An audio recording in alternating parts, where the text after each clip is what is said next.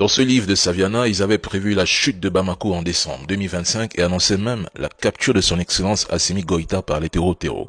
Dans le même ouvrage où j'ai lu hier l'extrait sur le Sénégal, extrait que certains Sénégalais n'ont visiblement pas compris au point de venir m'insulter alors que je précise dès le début de la vidéo qu'il s'agit d'un résumé d'un livre. Mais bon. Les auteurs évoquent également un scénario extrêmement sombre pour le Sahel.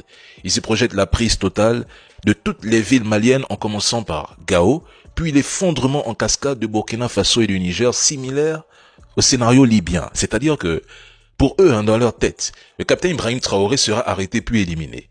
Le tout aboutirait à un Sahel totalement déstructuré, ouvrant la voie à un redéploiement discret de l'armée française, notamment via des forces spéciales. C'est un ouvrage fondé sur des analyses d'experts et de hauts gradés de l'armée française. Il est important de préciser que cette vision n'est pas présentée comme une prophétie certaine, mais comme un scénario prospectif hypothétique étudié par l'armée française pour la période 2025-2030 dans une logique d'anticipation stratégique. Selon ce scénario, la chute du Mali entraînerait l'effondrement progressif des États voisins sous la pression terreau.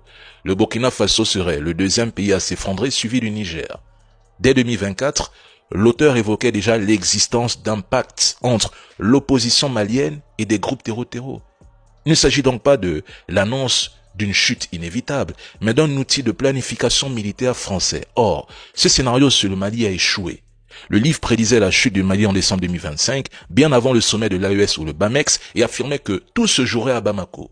Ils annonçaient l'encerclement et l'asphyxie de la capitale entre novembre et décembre 2025, période durant laquelle une partie de la presse occidentale affirmait déjà que Bamako était sur le point de tomber, je le répète. C'est une idée qu'ils avaient en tête. Le scénario n'a pas abouti, mais le projet est d'actualité. Lisez, chers Africains, lisez. Ça ne va pas vous tuer. Vous êtes prêts à suivre un match de football de près d'1 heure. Mais lire une vidéo ou un livre d'1, 2, 3 minutes, ça vous dépasse. Lisez. Ah.